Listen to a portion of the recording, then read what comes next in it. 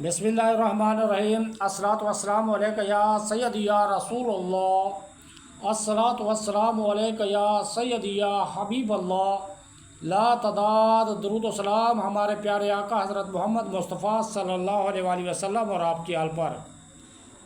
Viewer, मैं मुश्ताक अहमद, आप देख रहे हैं यूट्यूब चैनल। हम्द से मुतल्लिक़ शरई अहकाम। हम्द से मुतल्लिक़ शरई अहकाम। खुतबे में हम्द वाजिब, खाने के बाद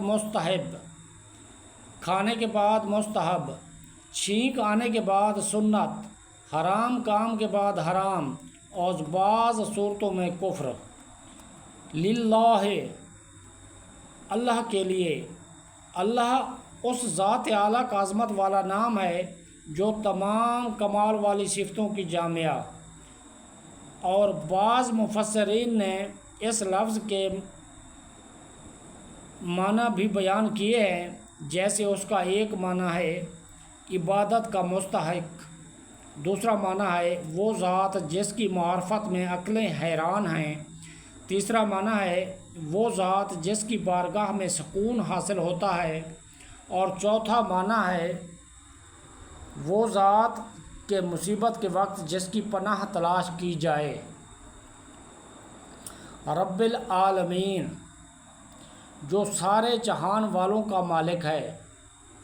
लफ्ज़ रब के कई माने हैं, जैसे सैयद, मालिक, माबूद, साबित, मुसल्लह और बतदरीज मर्तबा कमाल तक पहुँचाने वाला।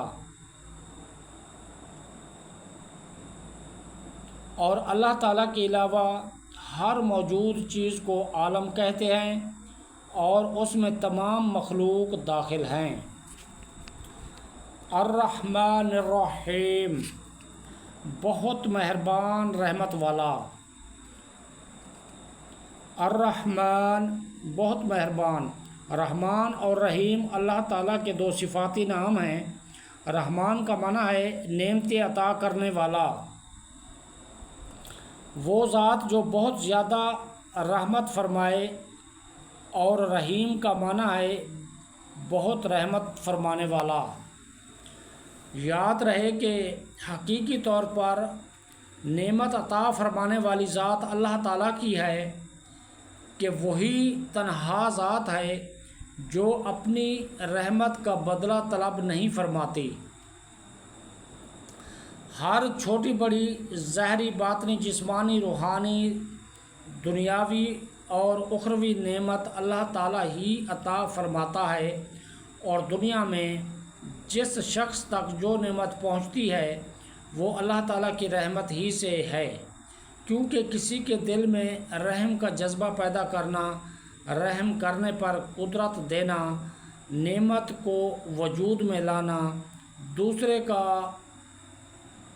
इस नेमत से फ़ायदा उठाना और फ़ायदा उठाने के लिए अज़ा की सलामती अता करना, ये सब अल्लाह ताला की तरफ से ही है। अल्लाह ताला की वसी रहमत देखकर गुनाहों पर बेबाक नहीं होना चाहिए। अबू अब्दुल्लाह मोहम्मद बिन अहमद करतबी रहमतुल्लाह ताला अलैह फरमाते हैं, अल्लाह ताला ने रब्बिल आलमीन के बाद अपने दो औसाफ रहमान और रहीम बयान फरमाए हैं। इसकी वजह यह है कि जब अल्लाह ताला ने फरमाया कि वो रब्बिल आलमीन है, तो उससे सुनने और पढ़ने वाले के दिल में अल्लाह ताला की अज़मत की वजह से उसका खौफ पैदा हुआ। तो उसके साथ ही अल्लाह ताला के दो औसाफ रहमान और रहीम ज़िक्र किए गए।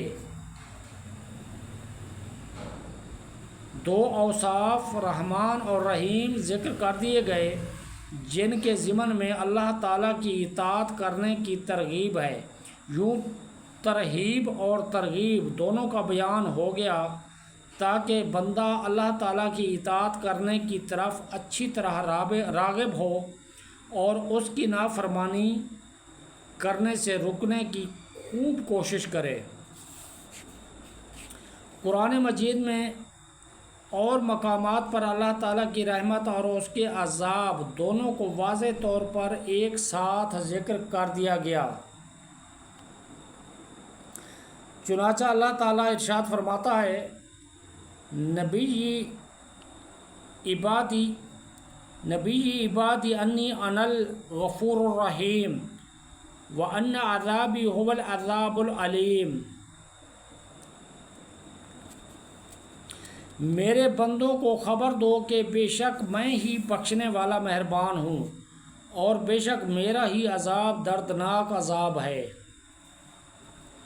اور ارشاد فرمایا، غافر الذنب وقابل التوب شدید العقاب ذی طول لا الہ الا ہو الیہ المصیر۔